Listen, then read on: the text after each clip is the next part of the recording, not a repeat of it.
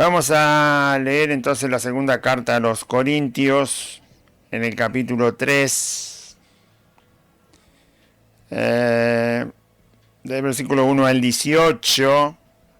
Segunda carta a los Corintios, en el Nuevo Testamento, capítulo 3. Leemos todo el capítulo, del versículo 1 hasta el 18, y luego lo compartimos brevemente. La carta la escribió el apóstol Pablo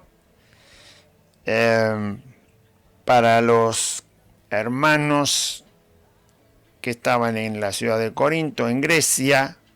Ellos habían conocido el Evangelio por la predicación del apóstol Pablo cuando él llegó a esa ciudad. Nadie había predicado nunca el Evangelio ahí en Grecia, en esa ciudad, y Pablo llega, predica el Evangelio, se convierten. A medida que iban pasando los días, se convierten estas personas. La mayoría no eran judíos, eran paganos como nosotros, gentiles, le llama la Biblia, o griegos.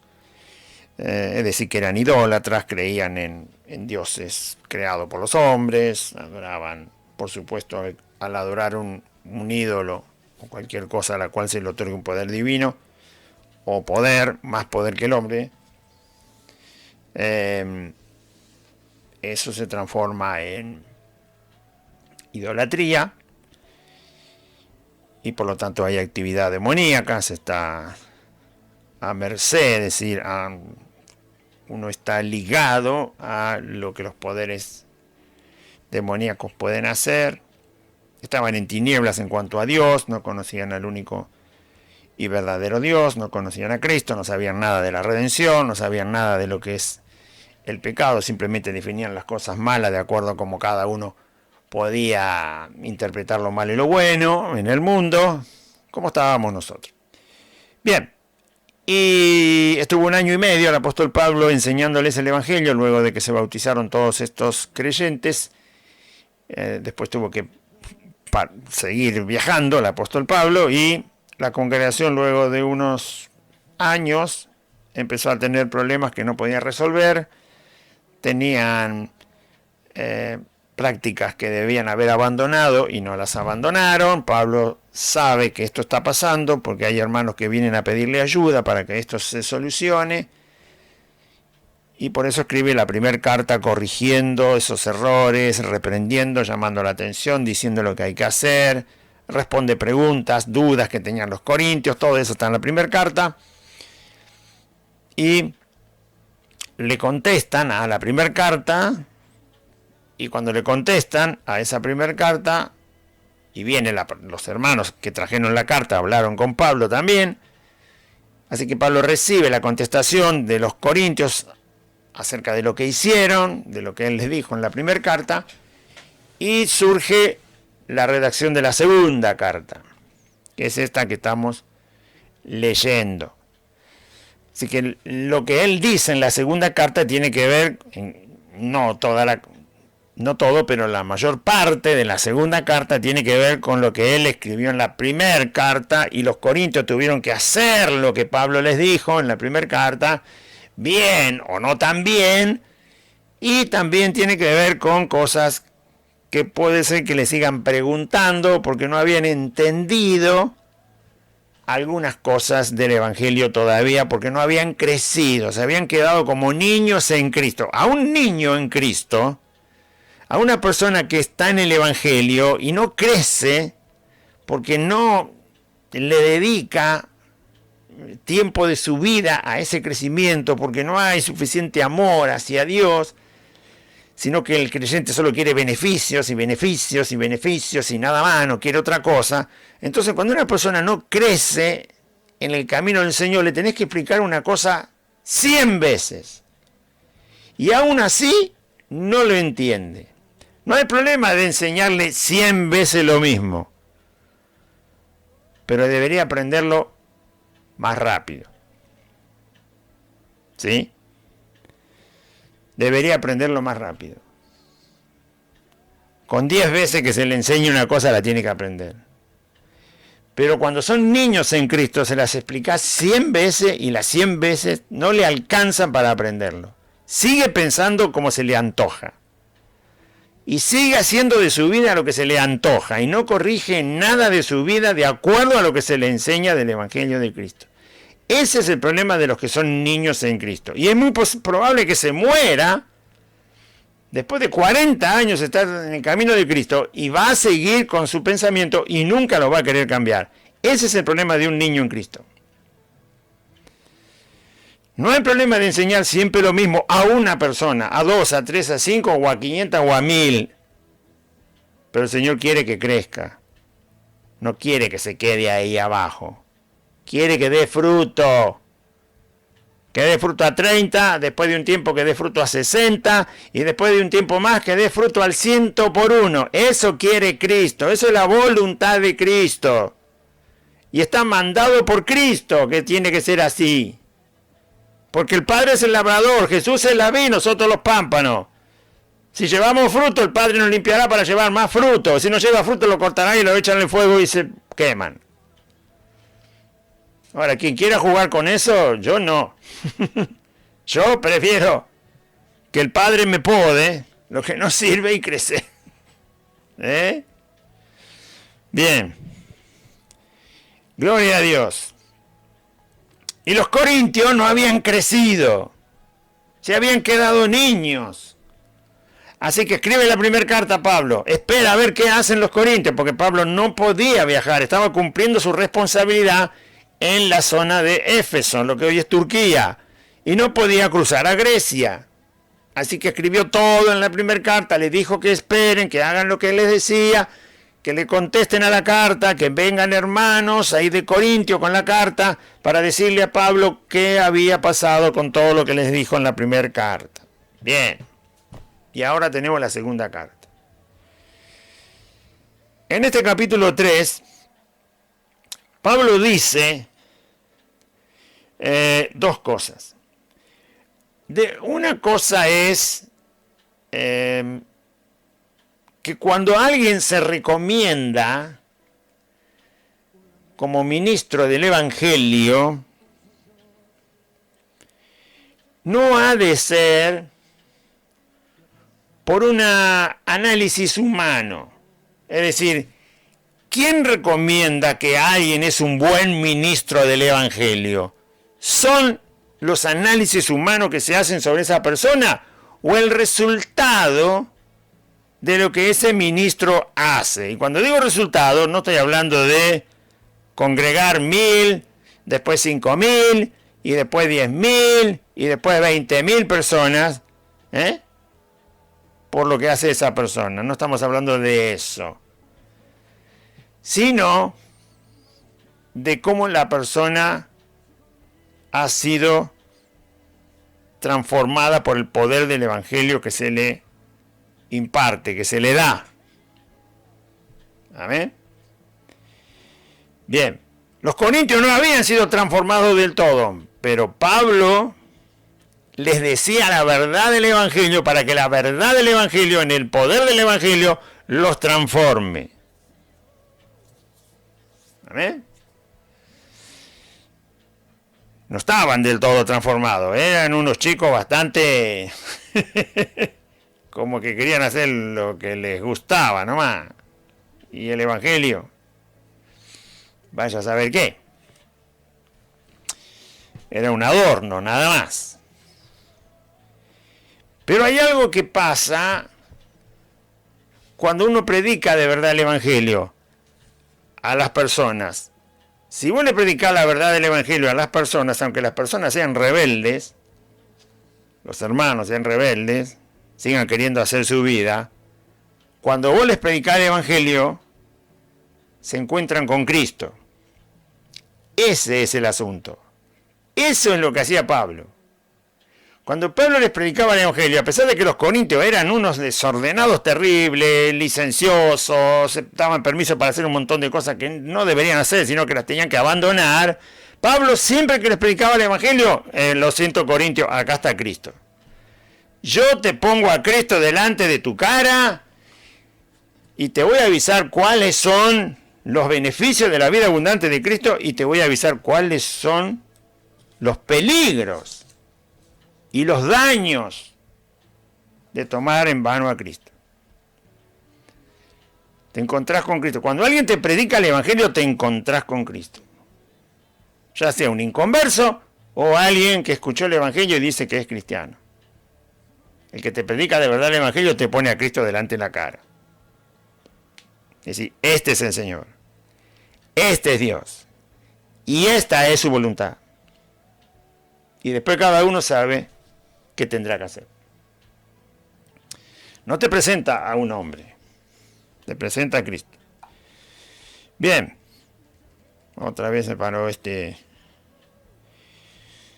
A ver, vamos a conectar aquí. Para ver si está todo saliendo bien. Ahí está. Va y viene, va y viene. No sé qué le pasa. ¿Qué pasa con YouTube? Voy a tener que cambiar de programa para transmitir. Bueno. Vamos a leer entonces el capítulo 3 de la segunda carta a los Corintios. Dice así: ¿comenzamos otra vez a recomendarnos a nosotros mismos? ¿O tenemos necesidad, como algunos, de cartas de recomendación para vosotros? ¿O de recomendación de vosotros? Nuestras cartas sois vosotros, escritas en vuestros corazones. En nuestros corazones, perdón. Nuestras cartas sois vosotros, escritas en nuestros corazones, conocidas y leídas por todos los hombres, siendo manifiesto que sois carta de Cristo, expedida por nosotros, escrita no con tinta, sino con el Espíritu del Dios vivo, no en tablas de piedra, sino en tablas de carne, del corazón. Y tal confianza tenemos mediante Cristo para con Dios, no que seamos competentes por nosotros mismos, para pensar algo como de nosotros mismos, sino que nuestra competencia proviene de Dios, el cual, asimismo, se refiere a Dios, nos hizo ministros competentes de un nuevo pacto, no de la letra, sino del Espíritu.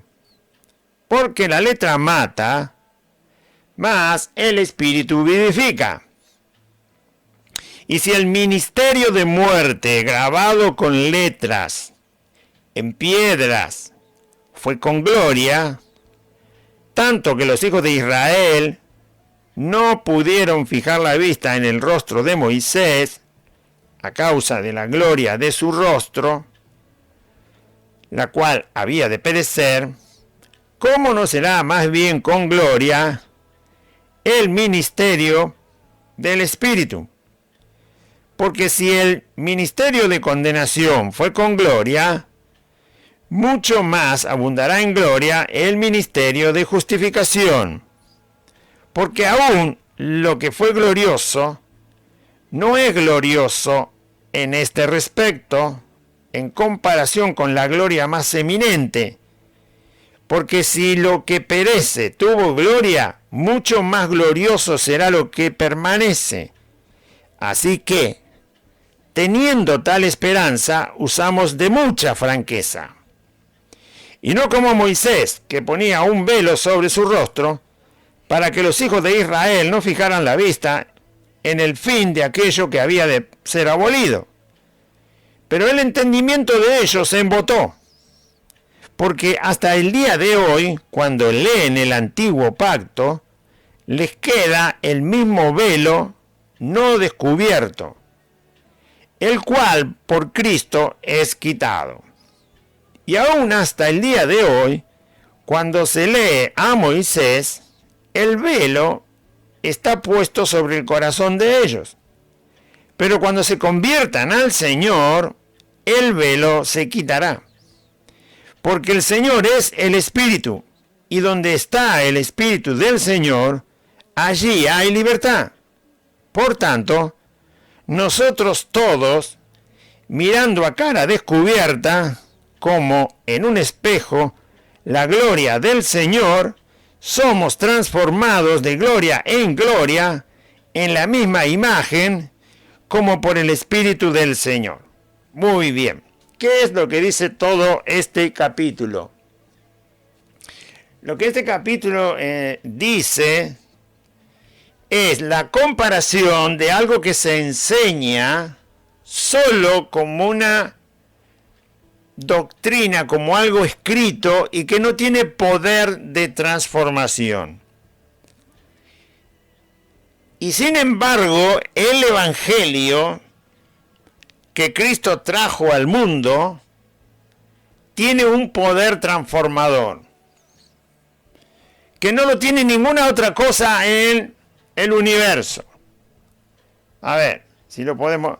Pablo lo explica con la ley. Primero él habla... Hay algo claro.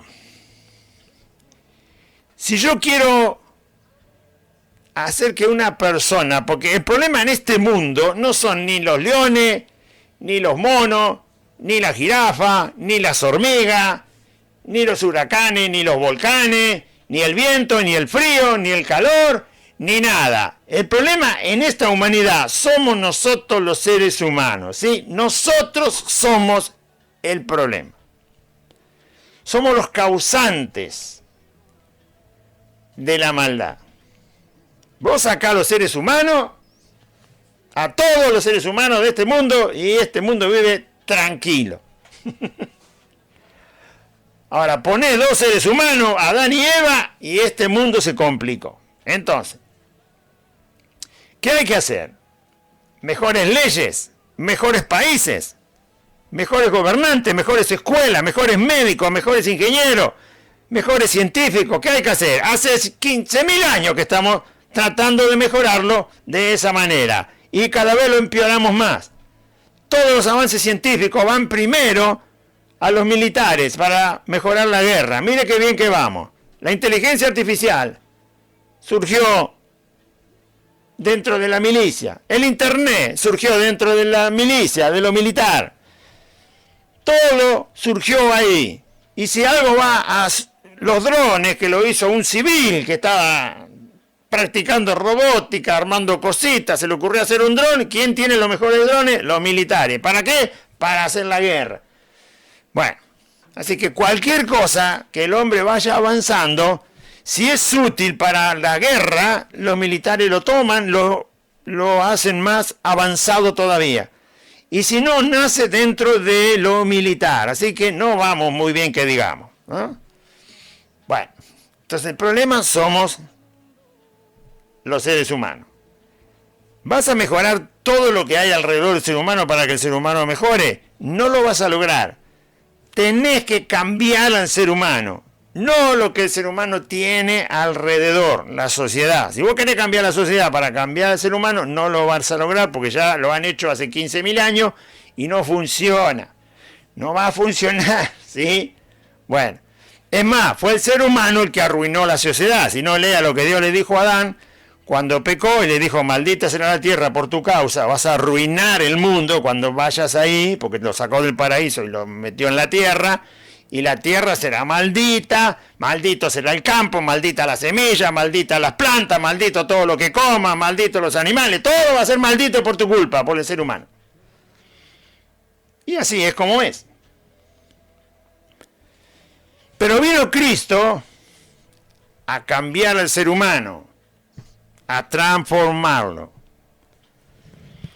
Entonces, este pasaje le está explicando a los corintios que el poder transformador, que es lo que trae la respuesta para el individuo, está en el evangelio que él les predicó, que Pablo le predicó a los corintios. Por lo tanto, pretender que las cosas puedan cambiar, que el ser humano pueda cambiar solo por una cuestión de una enseñanza escrita, está equivocado. Ya sea una enseñanza en una facultad, en una escuela, en la primaria, en un centro de cultura, en la redacción del guión de una película o de una obra de teatro, en una ley votada por los políticos, en un decreto, en una norma. No van a cambiar las cosas. ¿Sí? porque no tienen el poder de cambiar al individuo. Entonces, Pablo le está diciendo que lo que Dios hizo fue no escribir la ley para que la ley cambie y transforme al hombre, sino que lo que hizo fue enviar a Jesucristo, porque ahí se desató el poder del Evangelio para salvación a todo aquel que cree. Por lo tanto, el poder de Dios en el Evangelio de Jesucristo, enseñado a través de lo que está escrito, es el que transforma. O sea, cuando predicamos el Evangelio hay poder, ya lo dijo Pablo en Romanos y también en otras cartas. Yo les anuncié el Evangelio y en el Evangelio está el poder. Es el poder de Dios, es Dios haciendo lo que hay que hacer para que se transforme a esa persona. Es la realidad de la persona de Dios transformando al individuo cuando se le anuncia acerca de Jesucristo. Por eso en el Evangelio hay que hablar de Cristo, si no, no hay transformación. Si hablas de Cristo y de otra cosa, no hay transformación en la persona que escucha. Y va a pasar lo que dice Cristo en la parábola del sembrador. O no le dan nada de atención, o le dan atención y cuando vienen las pruebas no le gusta la cosa y se va, o le dan atención y cuando ven que el mundo es más lindo también no le importa nada, y solo en un pequeño grupo el Evangelio es abrazado y eso dan fruto. Porque Cristo es el Evangelio. Y el Evangelio es Jesucristo. Es una persona que es el Hijo de Dios y es Él el transformador. O sea que la transformación es una cuestión de un poder que está en el Señor, en el Hijo de Dios, y es una cuestión que tiene que ver con algo espiritual, no simplemente algo letrado, algo escrito. Por eso hay que predicar la verdad del Evangelio. Nos guste, no caiga bien, no nos caiga bien. Eso es lo que hay que hablar, porque ahí es donde Dios va a responder Él. Él responde. Y Él es el que obra. Bien. Como todo el mundo está acostumbrado a vivir según las cosas que se ven, las cosas que se oyen, las cosas que se pueden palpar, los 5 sentidos que tenemos, ¿no? Y el Evangelio no es así. El Evangelio es por fe. No necesita los sentidos, ni las emociones. Necesita la verdad de la palabra de Dios. Y sabe el que cree en el Evangelio que Dios es el que obra a través de esa verdad y que espera en Dios. Sabe que Dios obra correctamente. Muy bien. Lo primero que Pablo le dice a los corintios es que si ellos querían estar seguros de que Pablo era un ministro del Evangelio de Cristo que hacía las cosas de manera correcta, como se deben hacer, no tenían que estar esperanzados en que Pablo tuviera un currículum escrito, ¿sí?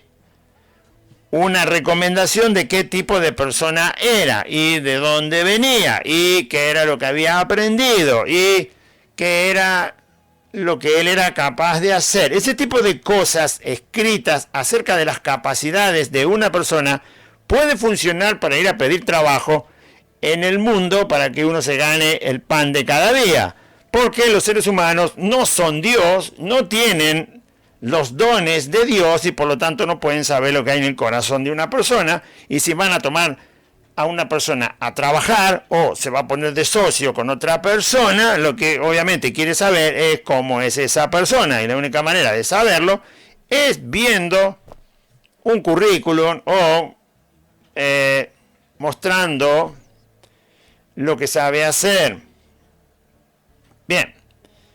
Ahora, eso en el mundo natural sí es útil, pero no cuando se predica el Evangelio.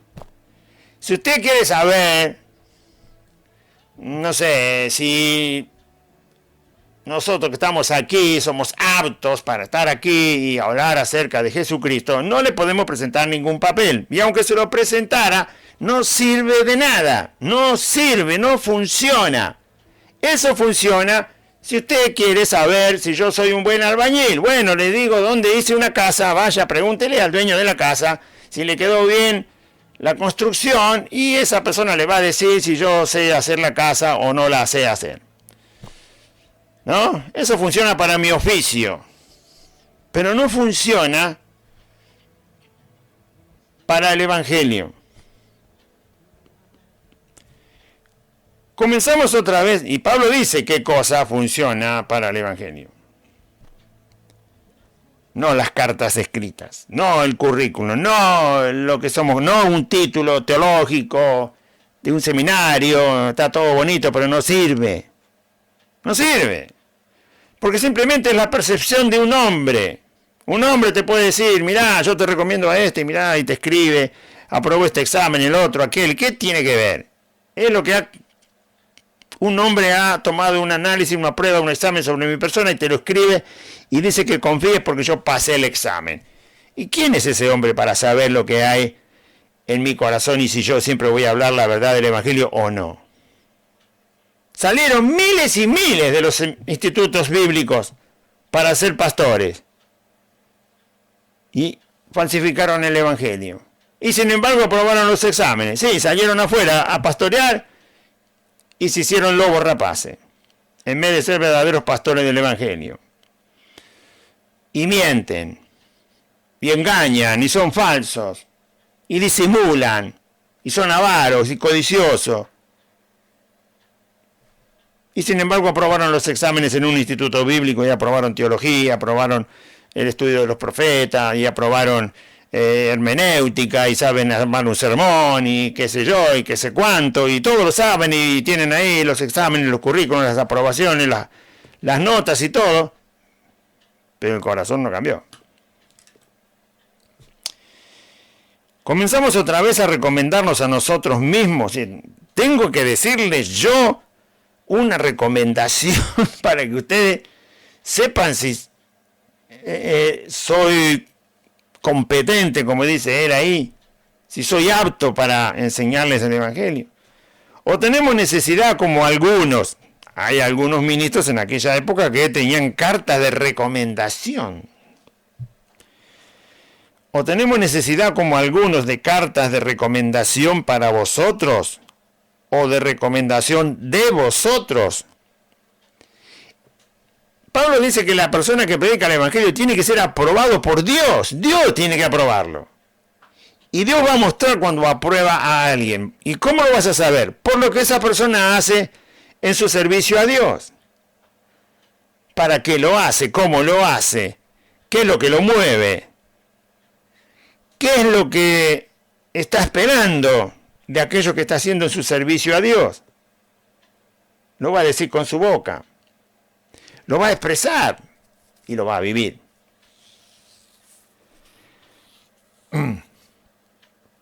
¿Sabe que el Evangelio se predica aunque nadie crea? Sí, el Evangelio hay que predicarlo aunque nadie crea. Eso es lo que hay que hacer. Hay que predicar el Evangelio. Y si nadie cree, hay que seguir predicando el Evangelio. Y si seguís predicando el Evangelio y nadie quiere creer en Jesucristo y nadie se quiere arrepentir, hay que seguir predicando el Evangelio. Así se predica el Evangelio. No podemos ser nosotros los demandantes, lo que demandamos lo que tiene que ocurrir cuando se predica el Evangelio. Ese es un predicador, predica y no está mirando si van a creer o no. Él predica, sabe que si alguien va a creer es una obra del Espíritu de Dios, no de él.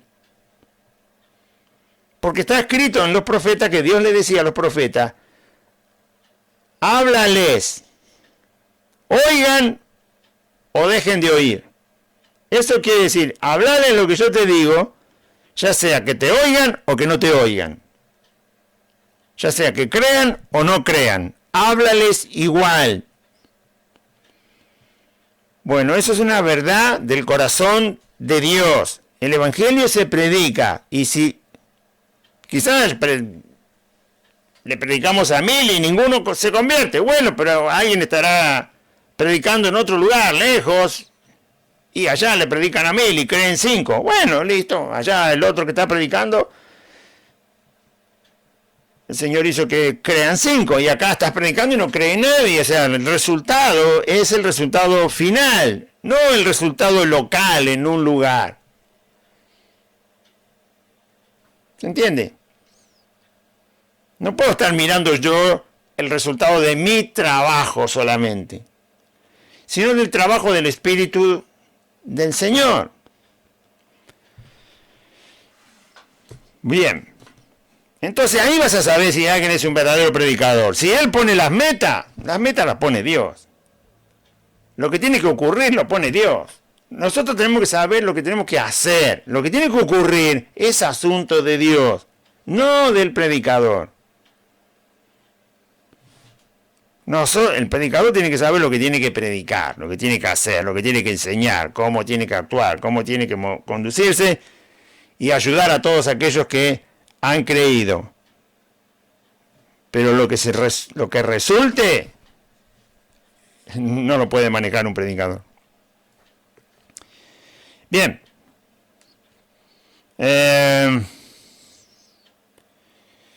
Por eso el predicador tiene que estar dispuesto a dar el ejemplo, porque si da el ejemplo, el otro que no lo quiere hacer está viendo que sí se puede hacer. ¿Por qué? Porque lo ve en la persona que da el ejemplo. Entonces no puede poner excusa. Si pone excusa es simplemente porque no ama a Dios. Entonces Pablo dice, ¿qué tenemos que llevar? ¿Carta de recomendación? Para que sepan si somos aptos para enseñarles el Evangelio. Nuestras cartas de recomendación sois vosotros. Ustedes son lo que nosotros somos capaces de hacer. Y si lo hacemos bien, en ustedes se ve, no en una carta, no en algo escrito. Nuestra carta sois vosotros, escritas en nuestros corazones, conocidas y leídas por todos los hombres. ¿De qué le está hablando? ¿Por qué le dice que ellos son carta? Porque los corintios se habían convertido a Cristo. No es que eran unos angelitos y ya eran perfectos. O sea, son tan santos que la gente obviamente sabe que a ustedes, quien les predicó el Evangelio, lo hizo bien. No eran santos. Santos, como Dios. Tenían todas sus dificultades. Pero una cosa había pasado con esta gente de Corintios, y es que habían abandonado el mundo. Cuando alguien abandona el mundo, y se nota que abandonó el mundo, porque ha creído en Jesucristo, el Hijo de Dios, ese abandono del mundo y de las atracciones que el mundo lanza sobre las personas, cuando una persona, por escuchar el Evangelio, Dios le concede la gracia del arrepentimiento, de la fe en Jesucristo, lo hace nacer de nuevo y abandona el mundo, entonces eso se lee en la persona, se ve. Ahí se ve. Y si alguien abandonó el mundo es porque alguien le predicó el Evangelio que tiene el poder para que esa persona abandone el mundo. Y por eso Pablo dice, ustedes son las cartas. Toda la gente de Corintio, no es extraño que Pablo lo diga después de que esta gente de Corintio le dijo a ese que tenía relaciones sexuales con su madrastra, que deje de hacer eso, porque si no, no podía estar en la congregación. Ahora los corintios dijeron, esto de la fornicación no es un chiste.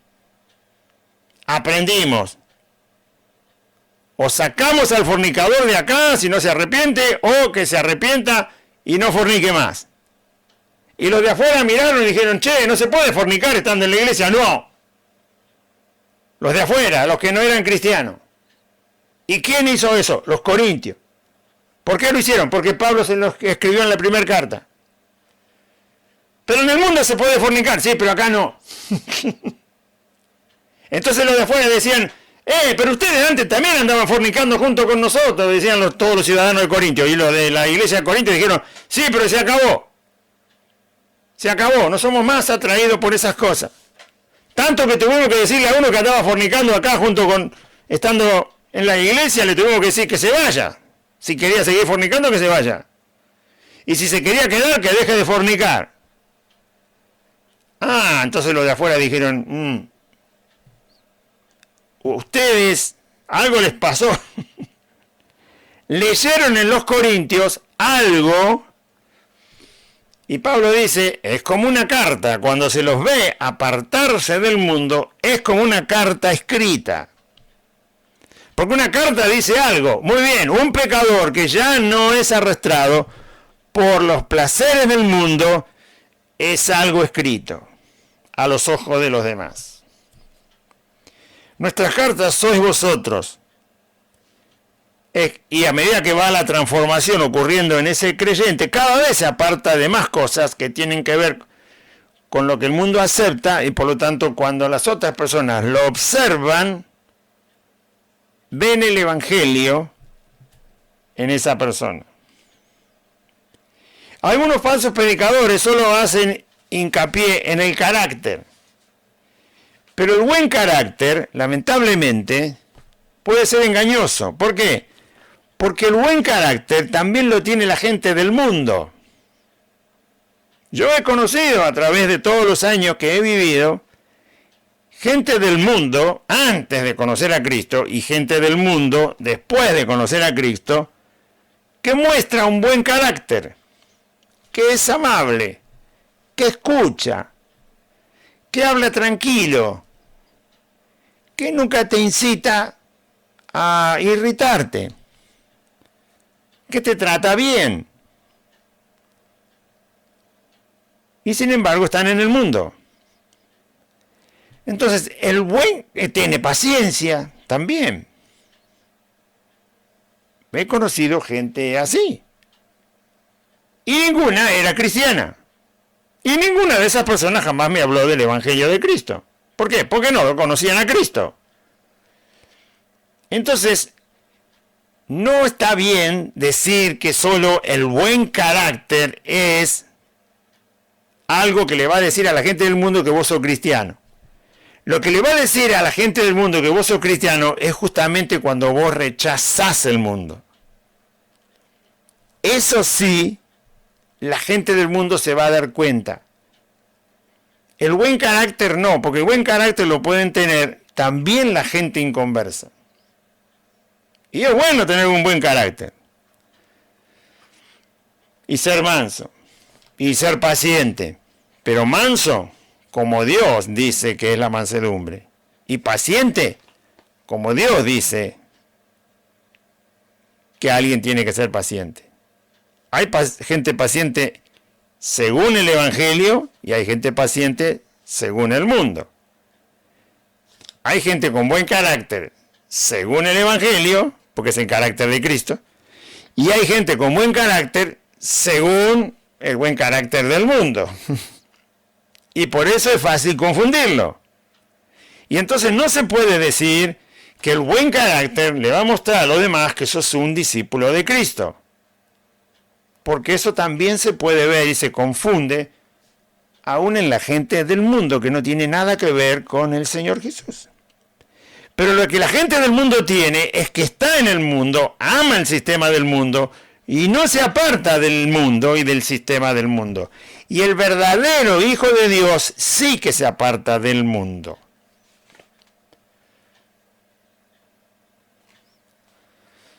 Bien.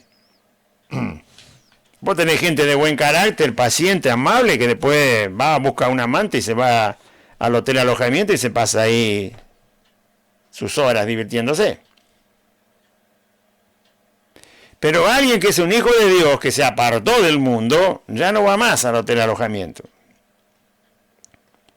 No anda buscando amantes. Quizá no tenga muy pulido su carácter, pero ¿sabe qué? Las cosas del mundo las rechazó. Tampoco va al bingo. Vos tenés gente muy amable, muy honesta, en su trabajo y después va al bingo a jugar.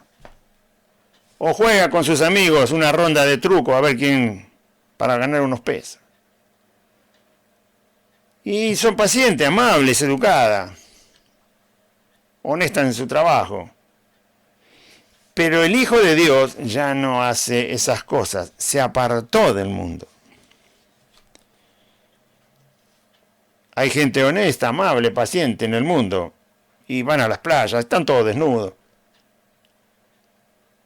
El Hijo de Dios que se apartó del mundo ya no quiere saber nada con eso. Por eso, dice Pablo, como ustedes se apartaron del mundo, ustedes son una carta que los del mundo pueden leer, porque ellos están en el mundo y ustedes ya salieron del mundo, y eso lo notan, ellos lo ven. Es fácil ver cuando una persona no participa de los placeres pecaminosos del mundo o las cosas vanas que tiene el mundo. Es fácil verlo porque no lo participa, no lo vive, no lo utiliza. Y el resto sí lo hace. Es como ver fácilmente quién está vestido y quién está desnudo. Es fácil. Si todos estamos vestidos, nadie se da cuenta quién está desnudo. Y si todos estamos desnudos, nadie puede saber quién está vestido. Pero si hay gente que está vestida y hay gente que está desnuda, el que está desnudo se da cuenta de quién está vestido, y el que está vestido se da cuenta de quién está desnudo. Así es cuando nosotros nos apartamos del mundo. Los del mundo están en una condición y se dan cuenta cuáles son las personas que no tienen esa condición que ellos tienen. Así como aquel que está desnudo se da cuenta quiénes son los que están vestidos porque son diferentes que él. Y el que está vestido se da cuenta de quién está desnudo porque es diferente de él. Y así el que está en el mundo se da cuenta quiénes son los cristianos porque los cristianos no aman el mundo. Ahí sí es fácil verlo. Bien. Y por eso Pablo dice, ustedes quieren saber si nosotros hicimos bien nuestro trabajo al predicarles el Evangelio. Fíjense en sus vidas. Ustedes se apartaron de las cosas del mundo. ¿Por qué? Por el poder del Evangelio que les hemos compartido. Ese Evangelio fue el que hizo la transformación. Y ese Evangelio poderoso del Hijo de Dios es el que lo sacó de los deseos del mundo. Y eso es lo que ya ocurrió en sus vidas, y por eso son una carta leída. Los pastoruchos dicen, viste que son amables, te tratan bien, bueno, hasta por ahí nomás, ¿no? Si lo miras con una lupa no te tratan tan bien, porque el que te quiere tratar bien no te miente, y sin embargo te miente. Pero bueno, el trato personal, a 3 kilómetros de distancia te tratan bien, ¿no? Y sí.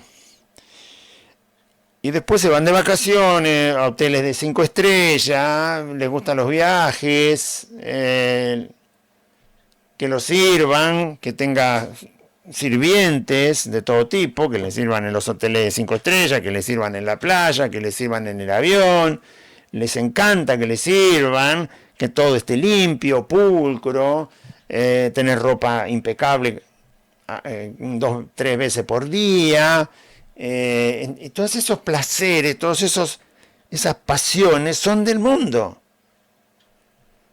Juan el Bautista tuvo que vivir en el desierto para cumplir el mandato que Dios le había dicho que haga. Antes de nacer. No podía ni siquiera saber su nombre, Juan el Bautista, y antes de nacer se le dijo lo que iba a hacer. Está ahí en el Evangelio según San Lucas. Si no lo leyó.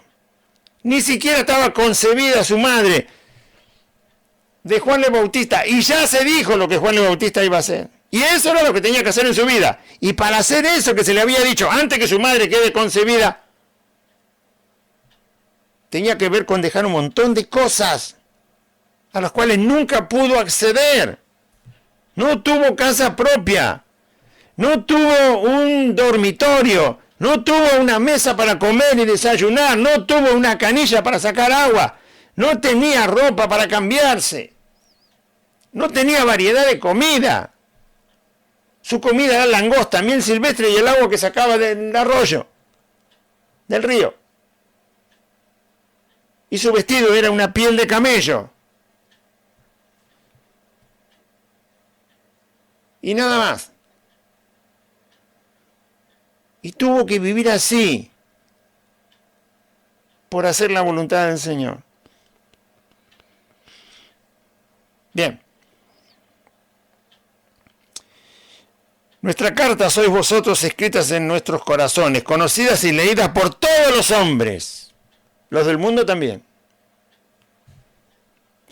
Siendo manifiesto que sois carta de Cristo, expedida por nosotros, es decir, nosotros fuimos los que le llevamos el Evangelio y Cristo actuó con su poder y ustedes se transformaron y obviamente cualquiera se da cuenta que no están en las pasiones del mundo. Expedida por nosotros, escrita no con tinta, sino con el Espíritu del Dios vivo. El Espíritu del Dios vivo, el Espíritu Santo que vino a sus vidas por el arrepentimiento, por escuchar el Evangelio y recibir la fe para creer en el Hijo de Dios, Él hizo la obra y transformó sus vidas. Él escribió sus vidas de nuevo. ¿Quién? El Espíritu de Dios. Y porque el Espíritu de Dios escribió su vida de nuevo, ustedes en sus corazones se apartan del mundo. No está escrita en tablas de piedra, y como la ley, porque él va a hablar de la ley que recibió Moisés. No escrita en tablas de piedra, sino en tablas de carne en el corazón, como Dios le había dicho a Jeremías, ¿no? Que iba a cambiar, y a Isaías también le dijo que iba a escribir la ley de Dios en los corazones de los hombres. El Espíritu Santo escribe, deja plantada la voluntad de Dios en el corazón de los cristianos. La introduce adentro, como una cosa viva. Por eso Jesús dijo, el que cree en mí de su interior, saltarán como ríos de agua viva. Tendrá como ríos de agua viva que salten para vida eterna. Y se refiere a la obra que hace el Espíritu Santo, que tiene la voluntad de Dios, porque manifiesta a la persona de Cristo, que es el que hace la voluntad plena de Dios, y la manifiesta dentro nuestro, y por eso somos impulsados a la transformación. No escrita en tablas de piedra, se refiere a lo que el Espíritu Santo hace, sino escrita en tablas de carne del corazón. Y tal confianza tenemos mediante Cristo, o sea, de la obra que hace Cristo, para con Dios. Estamos seguros que Cristo hace eso, al predicar la verdad del Evangelio. Tal confianza tenemos, dice, y no porque seamos competentes por nosotros mismos, no es habilidad humana, que ya siempre lo dice Pablo, que no fue con palabras de sabiduría humana, ni con el intelecto humano, ni inteligencia de los hombres, sino con sabiduría de Dios y poder de Dios. Así predicaba el Evangelio y sabía que Dios hacía la obra y respaldaba el Evangelio que predicaba. No que seamos competentes, capaces, aptos, idóneos, saber hacerlo. No es que seamos competentes por nosotros mismos, no es una capacidad que obtuvimos a lo largo del tiempo y por la experiencia. Para pensar algo como de nosotros mismos, para enorgullecernos de nosotros mismos. Sino que nuestra competencia proviene de Dios.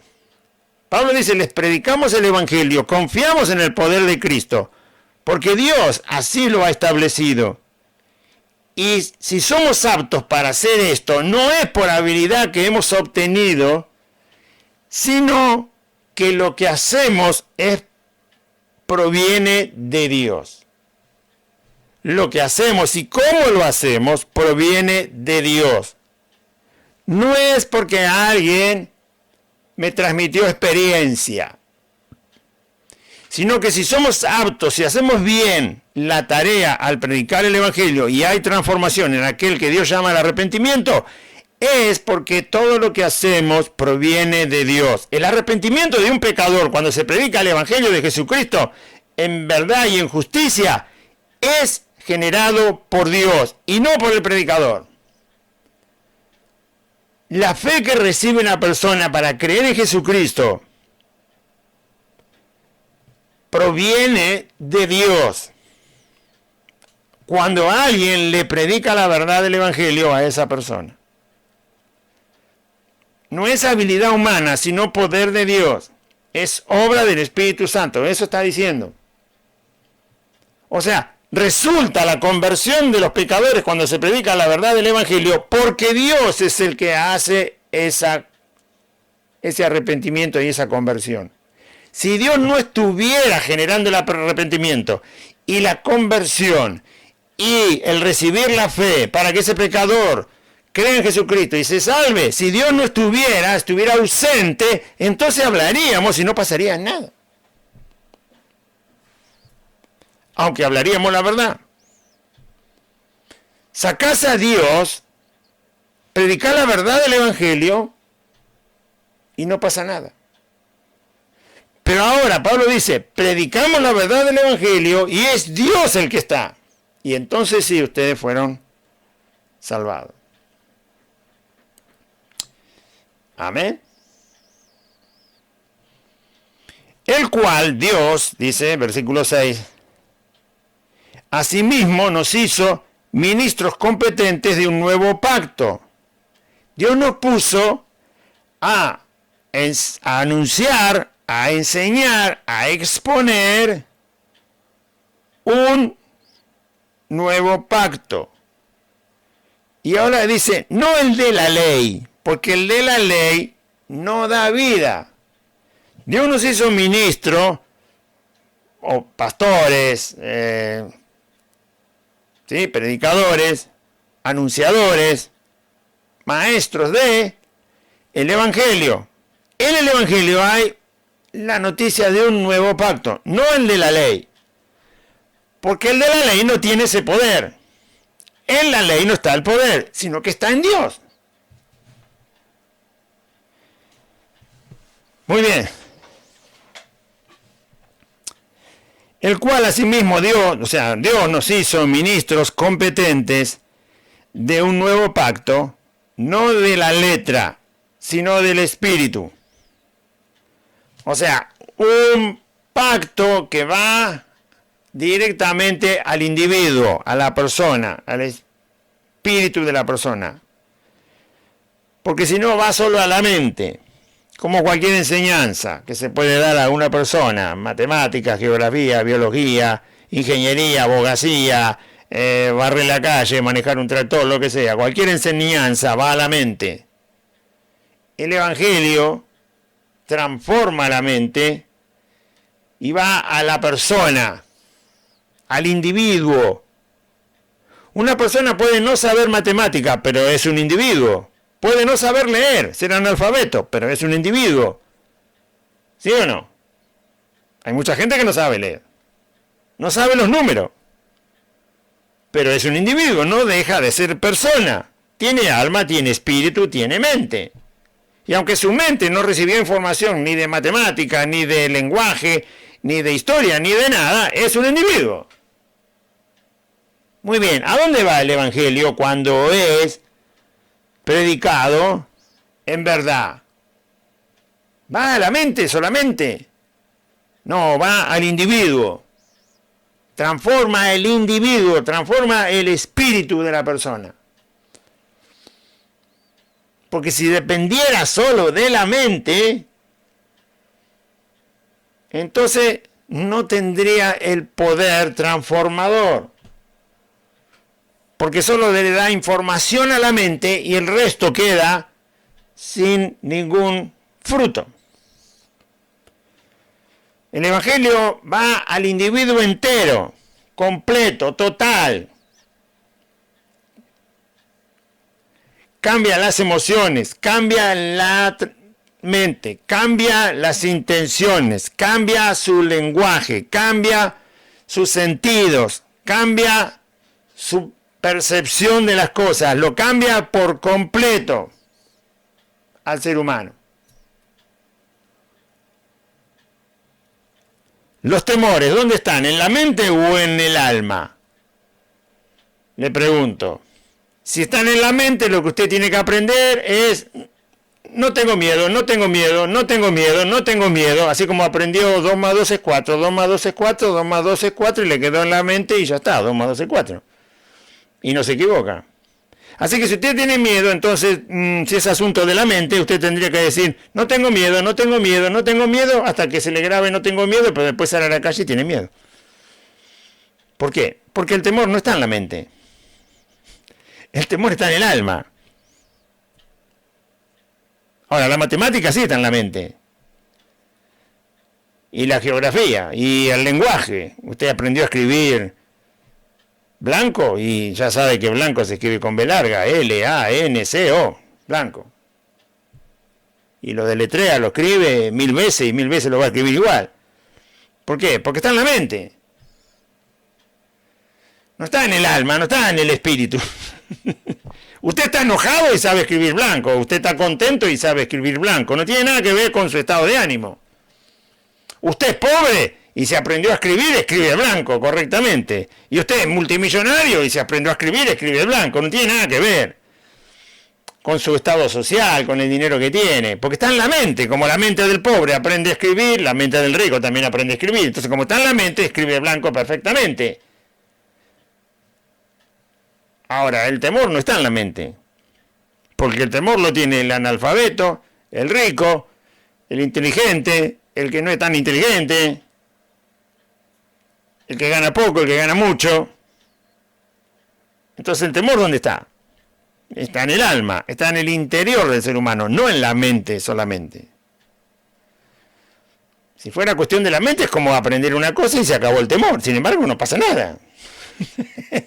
El miedo la gente lo sigue teniendo. ¿No? La envidia, ¿dónde está? ¿En la mente? No, está en el ser humano, en el interior, en el alma, en el espíritu de la persona. Porque si no bastaría con decir, no tengo que ser envidioso, no tengo que ser envidioso, no soy envidioso, no soy envidioso, no soy envidioso, no soy envidioso, y después de una semana no sos más envidioso. Pero resulta que aunque vos te repetiste 40.000 veces en tu cabeza que no sos envidioso, salís a la calle, ves algo que no tenés, lo tiene otro y sos envidioso.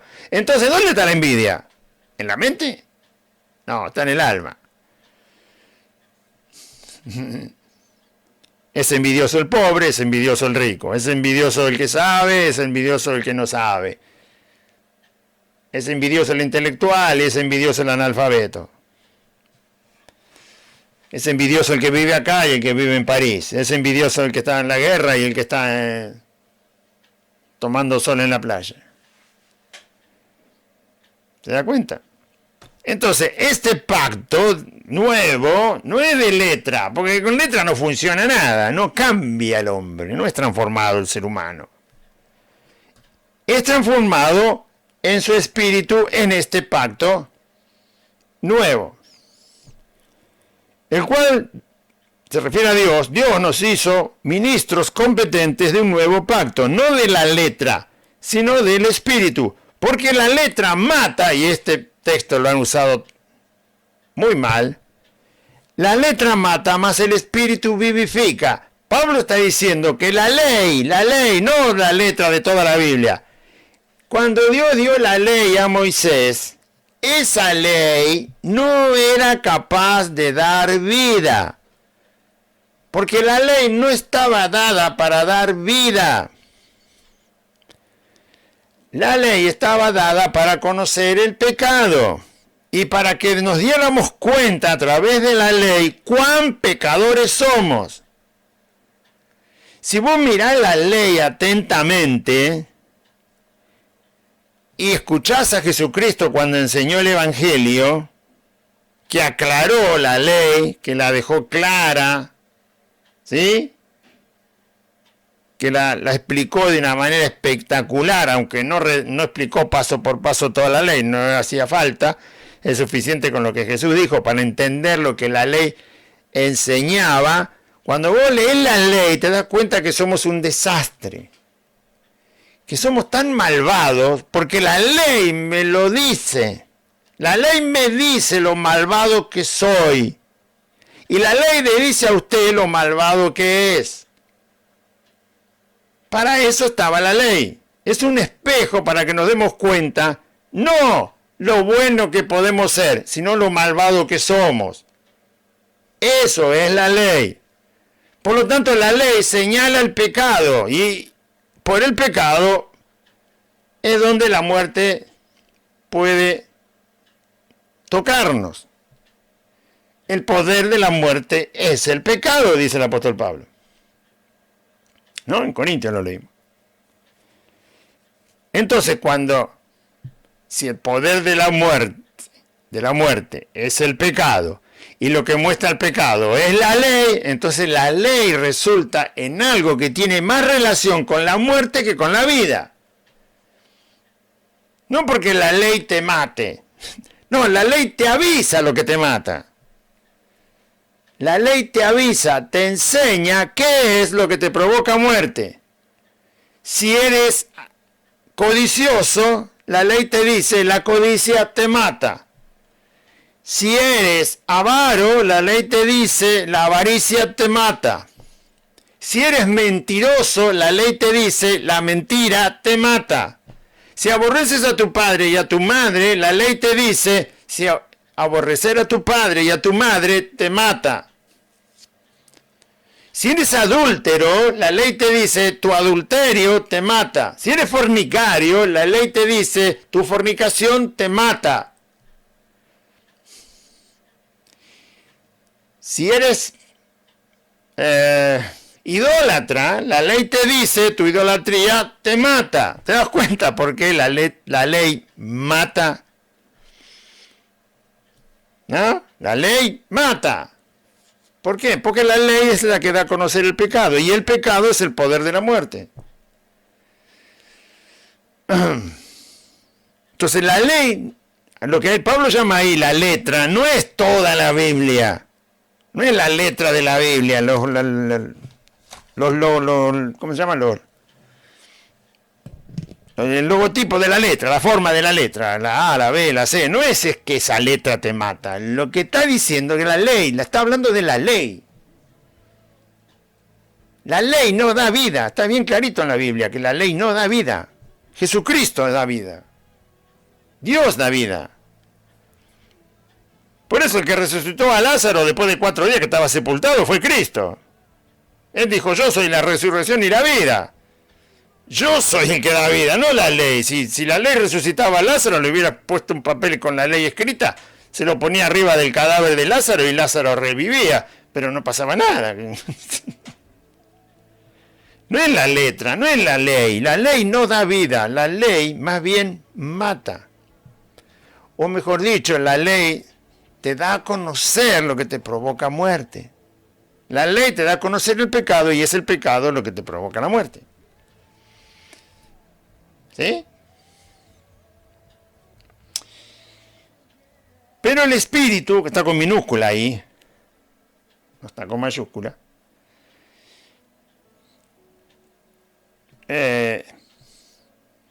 porque la letra mata, más el espíritu vivifica. Ahí está con minúscula la palabra espíritu. Se refiere al espíritu del hombre, hombre y mujer. O sea, el espíritu que es donde está nuestra persona, al ser salvado por Dios, cuando el Espíritu de Dios viene a nuestra vida, entonces nosotros somos vivificados. Básicamente lo que está diciendo, para que nuestro espíritu viva realmente, la ley no puede hacer nada, porque la ley es simplemente una cosa escrita. No está el poder en la cosa escrita para dar vida, sino que está en el Espíritu de Dios, el cual Dios nos ha otorgado gracias al sacrificio de Cristo. Y ese Espíritu de Dios viene a vivir en nosotros y vivifica nuestro espíritu, lo que nos transforma, porque para transformar al hombre lo que hay que transformar es el espíritu del hombre. Es como Él es. Nuestro espíritu es como somos. Nuestra alma es la que siente. Pero como somos es nuestro espíritu. ¿Sí? Yo puedo sentir que, bueno, qué lindo sería vivir enfrente de la playa, todos los días te levantás. Eso lo siente mi alma. Me gusta el mar, entonces me gustaría una linda casa ahí 2 cuadras del agua, 1 cuadra del agua, una linda cabaña, un bosque a otra cuadra y el mar a 1 cuadra. Y todos los días levantarme y ver el sol que sale en la playa y la brisa marina y desayunar fresco, ¿no? Ahí en el porche de mi casa. Mi alma le gusta, porque es algo que se siente. Pero mi espíritu es el que decide si yo voy a buscar eso en la vida. Mi espíritu es mi persona, y mi persona me dice, yo no tengo tiempo para andar buscando eso. Aunque tuviera el dinero. Tengo otra cosa que hacer. Mi alma lo quiere, mi espíritu dice, lo siento mucho. A mí me gustaba viajar, me apasiona la ruta. Podría vivir la mitad de mi vida en la ruta y la otra mitad en la ciudad.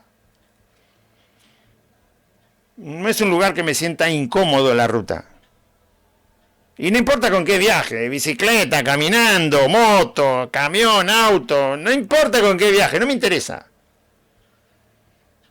La ruta es un lugar que yo no me siento para nada incómodo, ni molesto, ni asustado, ni nada, ni perdido, ni nada. Es algo que me agradó siempre. Ahora, a mi alma le gusta la ruta.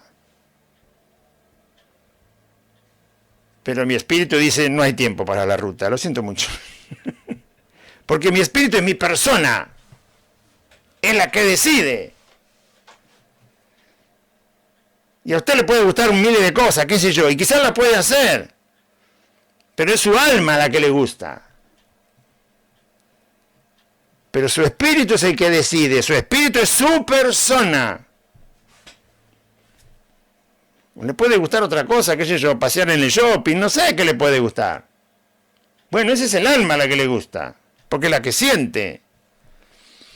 Es la que está placentera, cómoda. Pero su espíritu es el que decide. Porque si no haríamos todo lo que el alma quiere. Y cuando uno hace todo lo que el alma quiere es porque su espíritu está muerto. Y esos son los del mundo, claro. Si yo estuviera en el mundo, obviamente estaría ahora en una ruta. Y no importa la hora que, ni el frío que hace. Porque cuando a tu alma le gusta algo, así está el adúltero, el fornicario, el ladrón, el sinvergüenza, el borracho, el que juega, el peleador que sale a pelearse, aunque venga con todos los dientes rotos, no le importa, porque le gusta. Entonces cuando el alma tiene rienda suelta, es porque el espíritu está muerto. Y otro tiene poder y destruye a la gente, como el presidente, porque le gusta. Tiene el espíritu muerto, no tiene control. Y hace todo lo que el alma le dice. Y a veces lo que tu alma quiere es destructivo, a veces no tanto, pero es simplemente un alma que está haciendo todo lo que quiere y el espíritu está muerto. La Biblia dice que cuando estamos sin Cristo, nuestro espíritu está muerto, no tiene comando, no tiene quien lo maneje, no tiene quien le enseñe, no tiene quien lo separe de lo malo para no hacerlo, no mezcla todo, cambia todo, hace todo para satisfacer el alma. Por eso dice que nuestro espíritu está muerto antes de venir a Cristo. Y vivíamos por lo que el alma quería. No había quien nos gobernara, nos gobernaba el mal. Satanás aprovechaba, metía un espíritu inmundo y ahí va. Por eso hacíamos todo, y por eso la gente llega a suicidarse. Una locura. No todos, pero muchos lo hacen.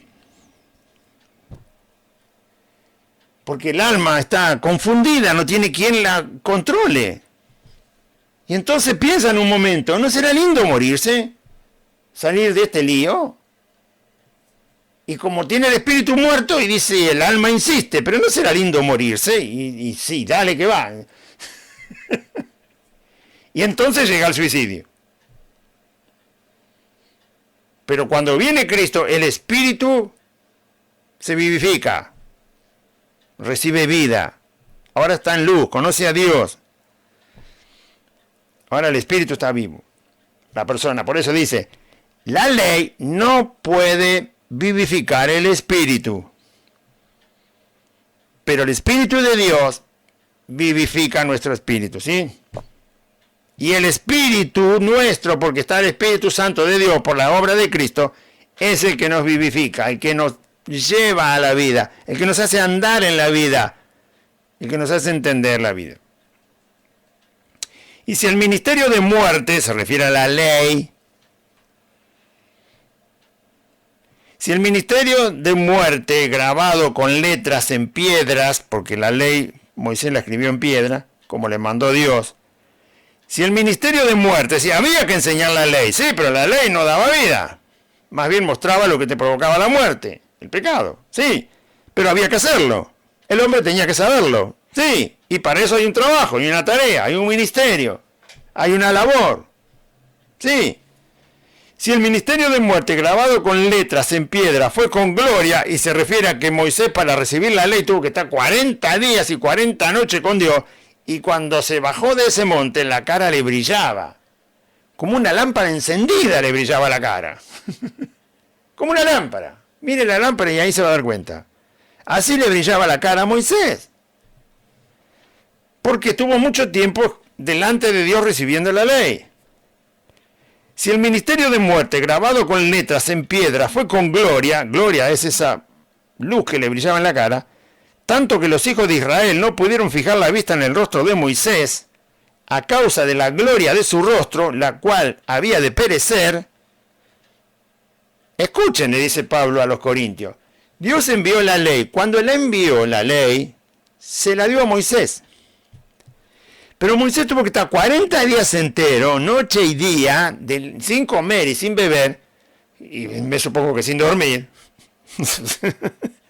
También, una obra milagrosa, porque el lugar en que estaba con Dios, y cualquier cosa que está delante de Dios puede vivir por la eternidad, ¿no? Porque está Dios con su poder para hacerlo, aunque sea perecedero. Entonces, en esa tarea, él recibe la ley no es para vida, sin embargo, la recibe para dársela a todo el pueblo de Israel, y él fue transformado en su rostro. Pero Pablo dice, si eso que va a terminar, porque la ley, obviamente, después fue usada conforme Dios dijo que había que usar la ley para conocer el pecado, para tener temor a Dios, y no era para dar vida, ni para salvar, ni para perdonar los pecados, tuvo una utilidad y nada más. Esa ley, que después perece el producto de esa ley, lo que esa ley hace no es eterno, lo que la ley de Dios hace no es eterno, pero al recibirla Moisés fue lleno de gloria, y esa gloria después se desvaneció, y lo que la ley tenía que hacer también es algo que perece. ¿Cuánto más será lo que tenga que ver con un ministerio eterno? Es decir, si yo hago algo con excelencia, pero eso que hago con excelencia, después hay que prenderle fuego, ¿cuánto más excelencia tendría que poner en aquello que nunca va a ser deshecho? Eso está diciendo Pablo. Si uno le dedica mucho cuidado a algo que sabe que después va a perecer, ¿cuánto más cuidado hay que dedicarle a algo que no perece nunca? ¿Cuánto más valor tiene si se le dio valor a algo que se sabe que va a terminar? Entonces, ¿cuánto más valor se le da a algo que no termina nunca? Que es eterno. Esa comparación es la que está haciendo. Eso ya ocurrió, porque Dios ya mandó la ley. Y su efecto para la vida, la ley no lo tiene. Su efecto para perdonar pecado, la ley no lo tiene. Su efecto para salvar a los pecadores, la ley no lo tiene. Su efecto para perdonar los pecados, la ley no lo tiene. Su efecto para transformar el espíritu del hombre y la mujer de este mundo, la ley no lo tiene. No tiene nada de eso. Y sin embargo, cuando fue dada, hubo gloria, hubo resplandor en el rostro de Moisés. Se mostró algo glorioso sobre algo que era la ley, escrita en una piedra que no tenía demasiado efecto. Porque aún lo que fue glorioso, porque si el ministerio de condenación, me salté el 8, ¿Cómo no será más bien con gloria el ministerio del Espíritu? El ministerio del Espíritu es el ministerio de Cristo, que vino a dar vida a través de su sacrificio. Y el Espíritu Santo es el que hace todo lo que Cristo hizo en la cruz. El Espíritu Santo de Dios lo hace una realidad, lo hace aparecer, lo hace efectivo. Todo lo que Cristo ganó en la cruz, el Espíritu Santo lo hace una realidad, ¿sí? Por eso se le llama ministerio del Espíritu, o sea, ministerio que transforma, porque está con minúscula Espíritu ahí. Es el ministerio del poder del Evangelio de Jesucristo llevado adelante por el Espíritu Santo que transforma al individuo. Individuo ahí está con la palabra espíritu.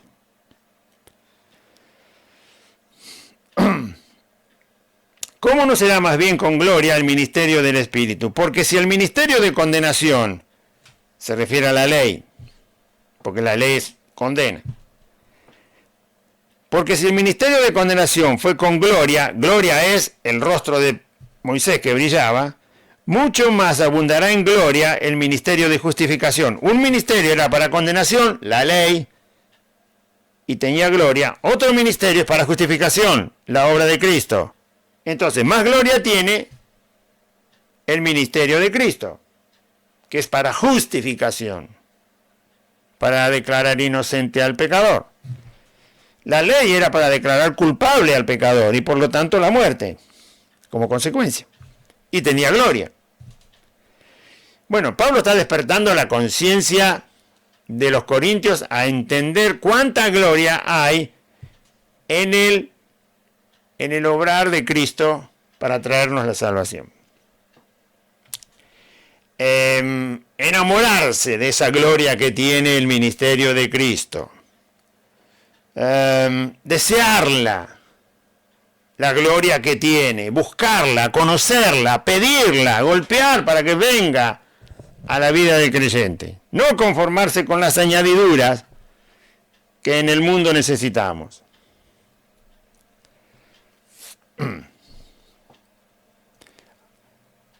Mira, a veces hay que explicar las cosas de una manera tan burda, tan...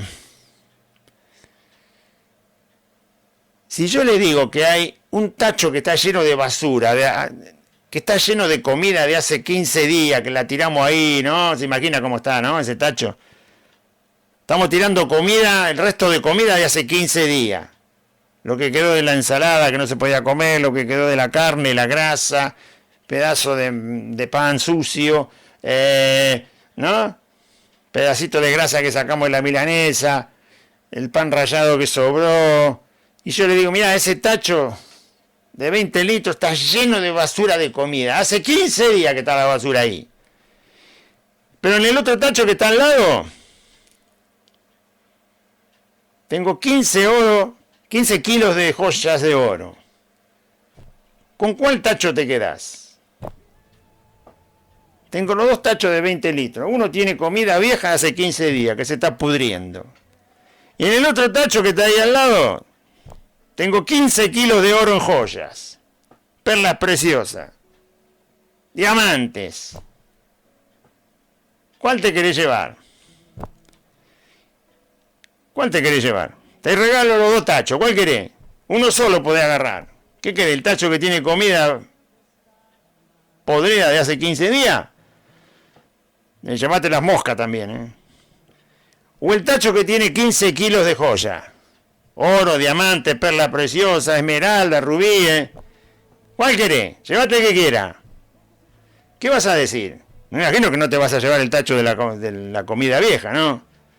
Que está lleno de mosca y gusano. Te vas a llevar el tacho con 15 kilos de joya, ¿no? Sí.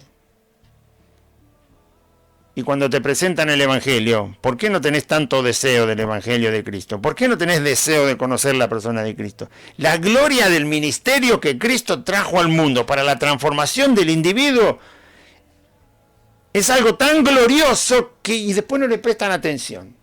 Quieren las añadiduras. Quiero vivir bien, quiero que no me falte nada, quiero que mi hijo esté sano, quiero estar sano yo, que no me falte trabajo, que no me roben, que no me peguen, que no me enferme, que no me duela, que dure poco la reunión y se puede venir cada 40 días mejor.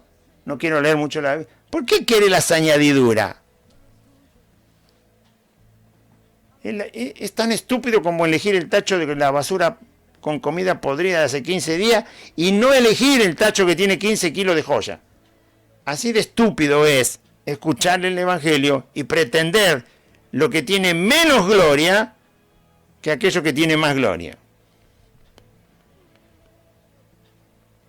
Porque gloria significa brillo, excelencia, poder, capacidad, eternidad, santidad, pureza, verdad, justicia, todo eso. Y eso lo tiene Cristo, y Cristo ha venido al mundo para que los pecadores que crean lo reciban, lo tengan, lo puedan vivir y compartir. Él lo ha compartido con los que creen, y los que creen no lo quieren. Prefieren el tacho con la comida podrida.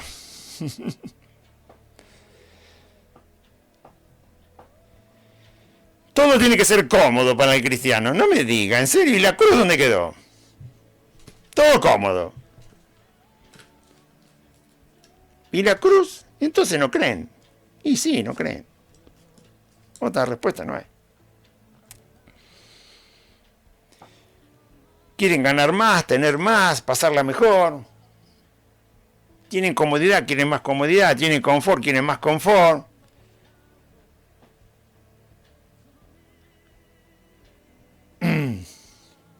No quiere que nadie diga nada, ¿no? Quieren un paraíso en la tierra. Nunca va a haber paraíso en la tierra, jamás. Solo cuando Cristo venga a reinar 1000 años, tampoco va a ser el paraíso, va a ser su reino en la tierra. Paraíso es otra cosa. Porque cuando Cristo venga a reinar 1000 años, también después va a ser soltado Satanás. Así que, por un tiempo. Así que no es paraíso. Si está Satanás, paraíso no es. Por eso cuando Satanás se metió en el paraíso a engañar a Eva y a hacer caer a Adán, Dios dijo, fuera Adán, fuera Eva y fuera Satanás. Y el paraíso quedó cerrado y nunca más nadie entró. Bueno. Porque si el ministerio de condenación fue con gloria, mucho más abundará en gloria el ministerio de justificación. Porque aún lo que fue glorioso, no es glorioso en este respecto, en comparación con la gloria más eminente. Él se refiere a que la ley fue recibida, tenía gloria, Moisés se llenó de gloria su rostro, pero eso no tenía que ver con la gloria que tiene el ministerio de Cristo, ¿sí? No tenía nada que ver. El ministerio de condenación fue con... Porque aún lo que fue glorioso, se refiere a que Moisés se llenó de resplandor al recibir la ley, en ese respecto, en comparación, no es glorioso respecto de la gloria más eminente. Es decir, mirando a la ley y lo que le pasó a Moisés, vos no te podías ni imaginar lo que era el ministerio de Cristo. No te daba ni siquiera una muestra. Porque la ley era perecedera, termina, se acaba. La gloria del rostro de Moisés terminó, un día se fue. Moisés también pereció. Y todo lo que hizo Cristo no perece nunca. Así que no hay ni punto de comparación entre la gloria que sí tuvo por un tiempo la ley y la gloria que tiene el ministerio de Cristo. No entienden los cristianos que lo que hizo Cristo es para eternidad, no termina nunca, no tiene fin. No va a haber tiempo gracias a lo que hizo Cristo. No entienden, digo yo, ¿qué les pasa por la cabeza? ¿Por qué son tan limitados en su mente, en su corazón? Tienen un corazón cerrado. ¿Te das cuenta que Cristo ganó la eternidad? La inmortalidad. El olvido del sufrimiento. Dice Dios que va a hacer que nos olvidemos del sufrimiento que el pecado nos provocó. ¿Usted se cree que eso es fácil, que te va a hacer un psicólogo? ¿Qué?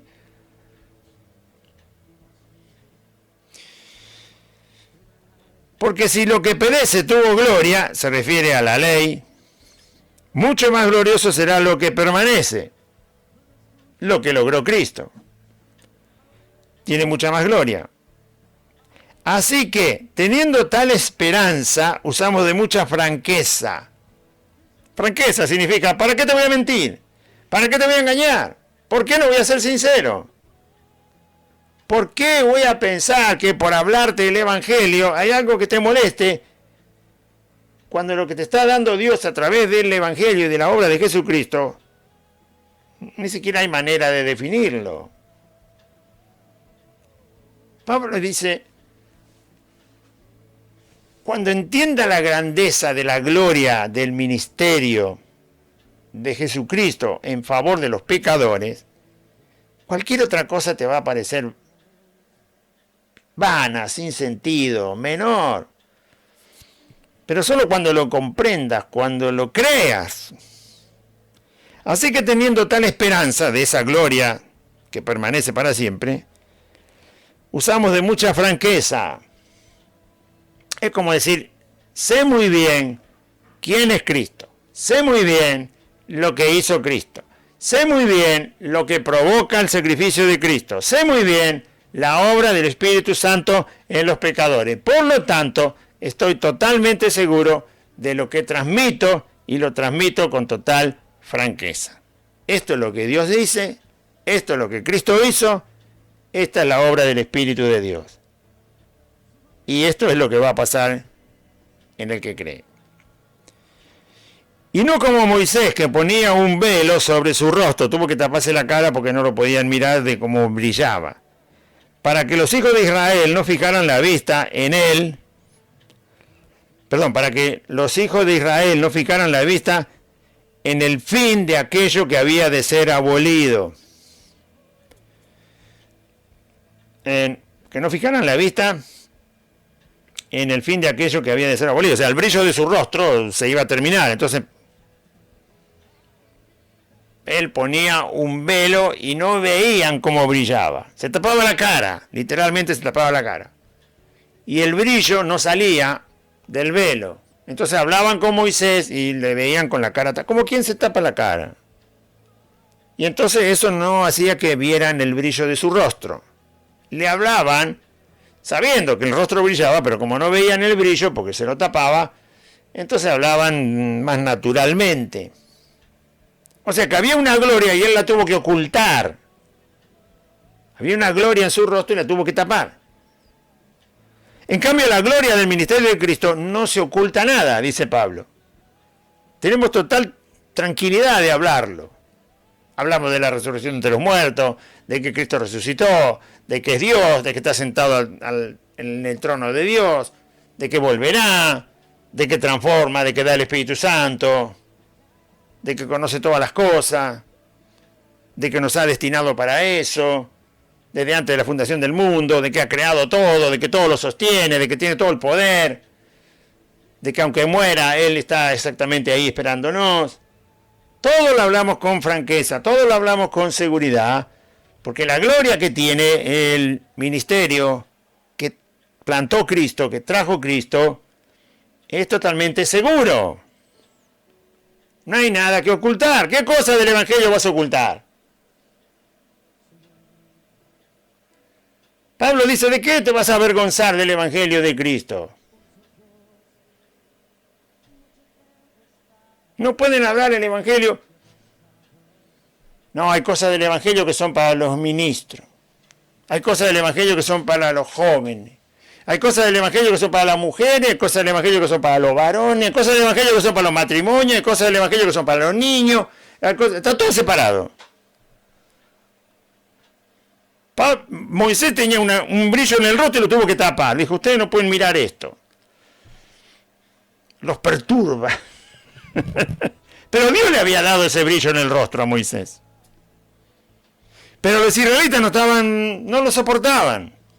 No le querían hablar a Moisés con esa cara brillando. Tapate la cara, le dije.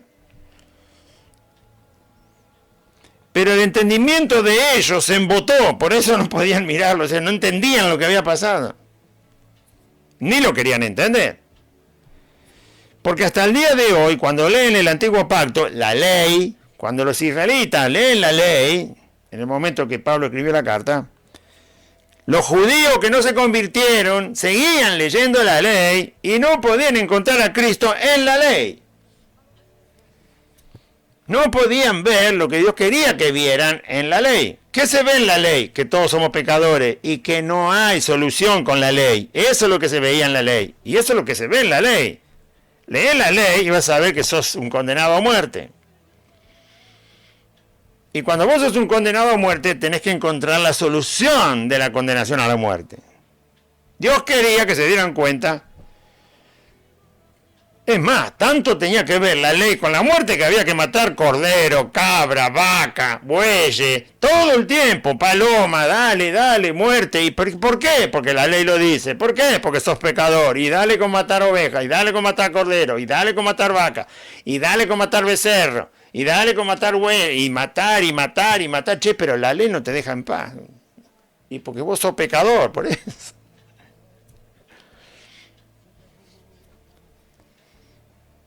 Pero el entendimiento de ellos se embotó, sabe lo que es embotarse, no servía. Porque hasta el día de hoy, cuando leen el Antiguo Pacto, les queda leen la ley, les queda el mismo velo no descubierto, el cual por Cristo es quitado. Solo cuando viene Cristo, entonces la ley cumple su función sin estorbar para la salvación. Y aún hasta el día de hoy, cuando leen a Moisés, quiere decir cuando leen la ley, los judíos no convertidos, aún hasta el día de hoy, cuando leen a Moisés, el velo está puesto sobre el corazón de ellos. Es decir, dentro de su ser, tampoco la ley puede hacer ninguna transformación. Porque la ley no tiene el poder de transformar al ser humano por dentro. Solo es información que llega a la mente, pero no transforma al individuo. Por eso dice, pero la ley, hay que hablar de la ley de Dios. Sí, pero no tenés que otorgarle el poder que no tiene. Podés hablar de ella te va a dar enseñanza, pero no tiene poder. Bien. Es como si yo escribo una ley, ¿vio? Yo soy un civil nada más. Yo puedo escribir una ley. No, puedo poner acá una ley. Pero no tiene ningún poder. ¿Por qué? Porque la escribí yo. Si la escriben los diputados y los senadores y después se aprueba, entonces tiene poder. O sea, algo tiene poder por alguna causa que le otorga poder. La ley no tiene el poder de transformar al individuo. Cristo sí. Son dos cosas distintas. Una tiene poder y la otra no. Pero los judíos buscaban el poder en la ley y no estaba ahí. Y aún hasta el día de hoy, cuando leen la ley de Moisés, el velo está puesto sobre el corazón de ellos. Su vida no cambia. Leían la ley los judíos y su vida no cambiaba. Pero cuando se conviertan al Señor, el velo se quitará. Cuando Dios, por escuchar el Evangelio, como los primeros judíos que escuchaban el Evangelio, toque sus corazones, es decir, haga la obra de convencerlos de juicio, de justicia y de pecado, el Espíritu Santo, al escuchar ellos el Evangelio, entonces se convertirán al Señor. Y ahí sí, lo que no entendían, el velo, lo que les impedía entender, el velo que les tapaba lo que realmente la ley muestra y dice y revela, entonces se le quitará. Pero el Señor es el Espíritu, dice, porque el Señor Jesús, porque él dice, cuando se conviertan al Señor Jesús, entonces el velo se les quitará a los judíos y entenderán y serán transformados. Porque el Señor Jesús es el Espíritu. Y sí, porque es Dios. Está con mayúscula ahí, Espíritu. Porque el Señor es el Espíritu. ¿Y dónde está el Espíritu del Señor Jesús, donde está el Espíritu del Señor Jesús, allí hay libertad. Claro, porque donde está el Espíritu del Señor, entonces el pecador fue libre del pecado. ¿Dónde está? ¿Y dónde está el Espíritu del Señor? Está en el pecador que ha sido convertido. Dice, cuando se conviertan al Señor, serán libres de la esclavitud, del pecado y de la ley. Porque de eso está hablando. Cuando se conviertan al Señor, se les quitará el velo y serán libres de la esclavitud, del pecado y de la ley, y de la condenación de la ley. Entonces no verán en la ley la posibilidad de ser salvos, sino que la tendrán en Jesucristo. ¿Por qué? Porque el Señor es el Espíritu, y donde está el Espíritu del Señor, ahí es donde hay libertad. No solo en el lugar donde el Espíritu del Señor está, porque está la iglesia, sino en la persona, porque él está hablando de los judíos que no pueden ser libres mirando la ley, porque tienen un velo, porque no entienden. Tiene que venir el poder del Espíritu Santo al predicar el Evangelio de Cristo para que sean libres, para que se conviertan y así sean libres. Porque donde el Espíritu del Señor entró en el corazón de un pecador, ese pecador es libre de la esclavitud del pecado y de la condenación de la ley. Y ha pasado de muerte a vida a un ministerio que tiene que ver con eternidad. Porque el Señor es el Espíritu, y donde está. Lo que está diciendo Pablo en este capítulo es, si vos te vas a fiar de una cosa, que es la ley escrita, y que ahí hay poder, te estás equivocando. Porque el poder no está ahí. Ese era un ministerio, tenía un tiempo, tenía una forma de ser utilizado para una cosa, y eso se terminó. No sirvió en su momento para salvar, ni tenía poder para salvar, ni para perdonar pecado, ni para transformar al individuo, ni tampoco lo tiene ahora la ley. Pero sí Cristo. Por tanto, nosotros todos, los creyentes, mirando a cara descubierta, como en un espejo, la gloria del Señor, es decir, nosotros todos mirando de manera clara, con fe, creyendo, con total certidumbre hacia Dios, mirando ¿qué? La gloria del Señor. ¿Qué significa? Mirando la persona de Cristo, conociendo al Señor Jesús. Así somos transformados. Sí, yo lo dije, creo que cuando empecé a leer. Si mal no recuerdo, igual está grabado. Cuando un predicador, cuando un ministro predica el verdadero evangelio, lo que ocurre con la persona que está escuchando es que el predicador te pone a Cristo delante de tu nariz.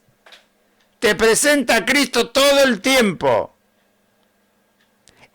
Ahí es donde se puede ver la carta de recomendación que tiene un ministro del Evangelio. Te habla de Cristo todo el tiempo.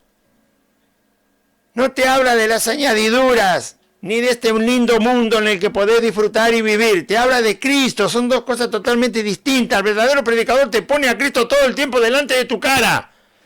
Te satura de Cristo. Te expone al Señor Jesús y su persona y su voluntad. Ese es el verdadero predicador. Y ahí ocurre la transformación y la conversión. Si no, no. Si no, no. No te habla de las emociones que el alma puede experimentar, percibir. Fuiste rechazado. ¿Qué me importa si fui rechazado, querido? Háblame de Cristo. Si yo por ser aceptado no voy a ir al cielo. ¿De qué estás hablando, predicador barato? No pudiste alcanzar lo que querías. Vos te pensás que Dios me va a abrir la puerta del cielo porque alcance lo que quiero acá en el mundo. ¿Pero de qué? Yo no encuentro palabra para que usted se despierte. ¿Qué me importa si alcancé lo que quería en la vida? ¿Qué me importa si eso no me va a abrir la puerta de la eternidad? ¿Acaso voy a ir a la tumba y le voy a decir a la tumba, che, déjame salir porque yo alcancé lo que quería en el mundo? Se va a reír la tumba, me va a tragar como un cocodrilo hambriento. Por favor, ¿de qué están hablando? ¿Qué evangelio están predicando?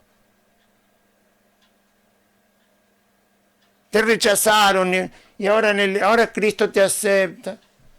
No pudiste lograr lo que quería, tanto esfuerzo que hiciste, pero ahora el Señor te va... ¿Y vos te crees que la muerte te va a soltar porque sos ingeniero, porque construiste 45.000 puentes, porque sos el mejor cirujano del mundo? ¿Vos te crees que la muerte te va a soltar por eso? ¿Vos crees que la muerte te va a soltar porque ahora te acepta la gente y te abraza y te quiere y te llama por teléfono, vení, perdoname que lo que te hice, que no te invité al cumpleaños, al casamiento, te desprecié y ahora todo mágico porque estás en el evangelio? ¿Vos te crees que la muerte te va a soltar por eso? ¿Te crees que la tumba te va a dejar ir? Porque ahora no sos rechazado, porque ahora te miran bien. ¿Te cree que la puerta de la inmortalidad en el cielo se va a abrir por eso para que entre? Por favor. Pablo dice, la carne y la sangre no heredan el reino de Dios. ¿De qué estás hablando? ¿Quieren ganarse el cielo con lo bien que le vaya en el mundo, en la tierra? ¿O que esa es la evidencia de que ahora te vas a ganar el cielo por lo bien que Dios te la hace vivir en la tierra el resto de la vida que te queda? Eso no es el evangelio, lo siento mucho. Cuando alguien predica el evangelio te dice quién es Jesucristo, qué hizo Jesucristo, qué quiere Jesucristo. Y si lo quiere oír, que lo oiga. Y si lo quiere seguir a Cristo, bien. Con una pierna menos, con un ojo menos, como dijo Cristo. Pero mejor así, y entrar en la vida. Y no enterito y viviendo tranquilo, ser echado después en el infierno. Por tanto, nosotros todos, mirando a cara descubierta, como en un espejo, ¿a quién? A la gloria de Cristo. La gloria de Cristo significa la persona, porque vos no le vas a ver el brillo a Cristo ahora. Después sí, pero ahora no. Lo que vos vas a ver ahora es la persona de Cristo en el Evangelio que se predica, en verdad, en justicia, en amor, en el poder del Espíritu de Dios, en sabiduría de Dios. Vas a ver la persona de Cristo. Y viendo la persona de Cristo somos transformados. Como en un espejo vemos nuestra cara y la arreglamos. Nadie se mira al espejo para quedarse así. Santiago, ¿no? Dice, no hay que ser tan necio como el hombre que se mira al espejo, se va y se olvida cómo era. No, si te miraste al espejo era para arreglar algo. O para ver si estaba bien. Si el pelo estaba peinado, miro el espejo. Si tengo sucia la mejilla, miro el espejo. Si tengo que afeitarme, miro el espejo. Si los ojos están llorosos o con algo, miro el espejo. El espejo es para ver, para ser transformado, para cambiarme el aspecto. Muy bien, entonces ahora no es un espejo que me muestra mi cara, sino es la Escritura que me muestra a Cristo, el poder del Espíritu Santo que lo hace real y entonces somos transformados. No hay transformación si no te predican a Cristo. Somos transformados de gloria en gloria, cada vez más cerca de esa semejanza, de esa persona que se llama Jesucristo. Somos transformados de gloria en gloria en la misma imagen, como por el Espíritu del Señor. Es decir, el que hace la obra de que nosotros seamos transformados de gloria en gloria significa cada vez más cerca, cada vez más parecido. ¿A qué? A la imagen de Cristo. Ese es el propósito que Dios tiene cuando nos salvó. Así es la transformación, por observar, conocer, entender la persona de Jesucristo. El Espíritu Santo nos pone a Cristo por delante a través de la Escritura y el poder de vida que tiene el Evangelio de Cristo para ser transformado como el Señor es. Eso es lo que hay que pedir tanto cuando uno está congregado. No los panes y los peces. Olvídese si eso es añadidura. Está bien, tenemos la tendencia siempre de que el Señor provea, pero más que provea para lo que tiene que ver con el ministerio, con el reino de Dios, que Dios provea más. Si usted quiere salud, tiene que ver con lo que usted tiene que hacer para el reino de Dios. Si yo quiero salud, tiene que ver con lo que puedo hacer para el reino de Dios en donde Dios nos hizo nacer. Y llevar el evangelio a la gente. ¿Para qué quiero salud? Para ir a la ruta como me gustaba ir antes. ¿Para qué quiero salud? ¿Para ir al bingo? ¿Para qué quiero? ¿Para ir a las canchas de fútbol? ¿Para qué quiero salud? ¿Para ir a tostarme el ombligo a la playa como hacen estos sinvergüenza de pastores? ¿Para viajar en aviones de última generación? Y disfrutar de conocer el mundo. ¿Para qué quiero salud? Para ser famoso, para ser aplaudido, para ser reconocido, para ser buscado, para ser llamado. ¿Para qué quiero salud? ¿Para qué la quiere? Busca el reino de Dios. Y si buscas el reino de Dios, entonces sí, pídele a Dios salud para ese reino. Gloria a Dios. Segunda carta a los Corintios, capítulo 3, versículo 1 al 18. A los Corintios le tenía que quedar claro de dónde venía la transformación, porque a todos los creyentes nos falta transformación. A los Corintios también les faltaba. Habían arreglado ya problemas que Pablo les había indicado en la primera carta y ahora venía más enseñanza, en este caso, de dónde viene la transformación, Corintios. Gloria a Dios. Vamos a hacer una oración. Diga así conmigo esta oración. Padre Celestial, en este día, repítalo. Padre Celestial, en este día oí tu palabra y yo confieso que Jesucristo es el Señor. Y creo en mi corazón que Dios levantó a Jesús de entre los muertos. Señor Jesús, te pido perdón por todos mis pecados. Reconozco que soy pecador y tú eres el único Salvador.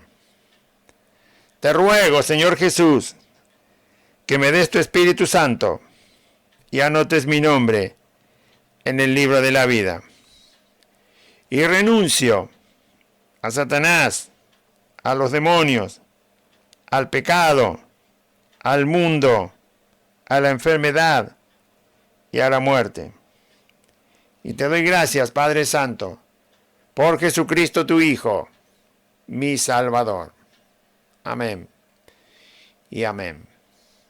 Muy bien, le invitamos que usted no se quede, sino que se congregue para hacer crecer su vida en Cristo Jesús, edificar su vida, ser transformados de gloria en gloria, como dice ahí,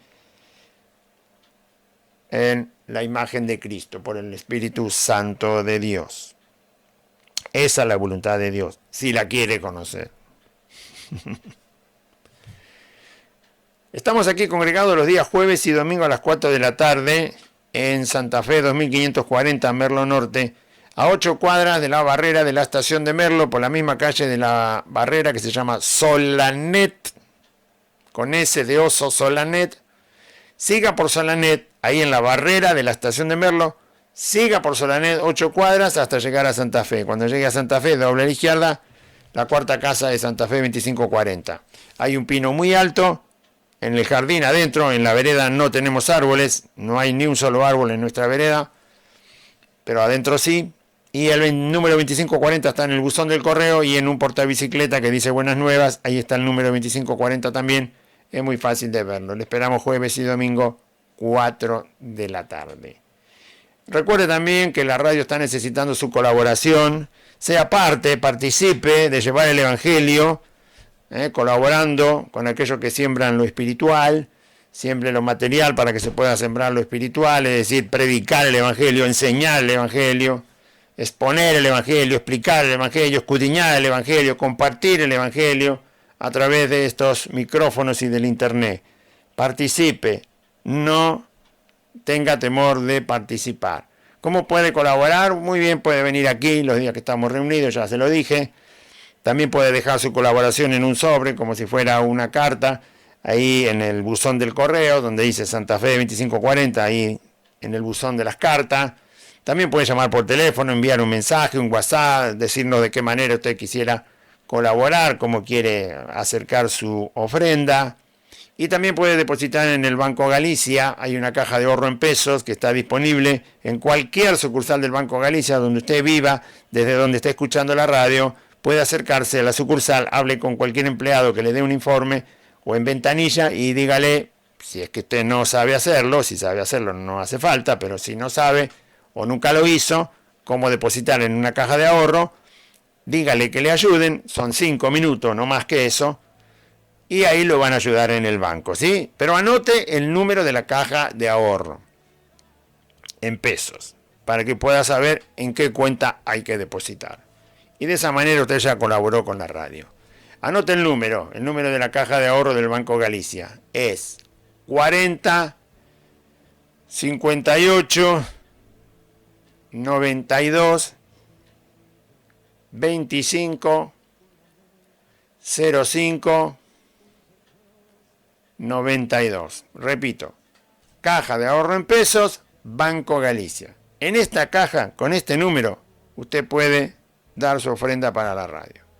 El número es 40 58 92 25 05 92. Cualquier duda que tenga, pregunta de cualquier índole, de lo que sea, tiene los teléfonos en esa página de internet que yo le dije que puede buscar en Google, escribiendo Radio Buenas Nuevas, y cuando le aparezca el título Radio Buenas Nuevas AM 1380 Merlo, Argentina, en esa página están todos los datos. Además de los sitios de internet para escuchar la radio, más abajo va a encontrar todos los teléfonos, va a encontrar el correo electrónico, los WhatsApp, la dirección, los días de reunión, horario de reunión, todo está escrito en esa página también. Así que se puede comunicar con nosotros de cualquier inquietud que tenga.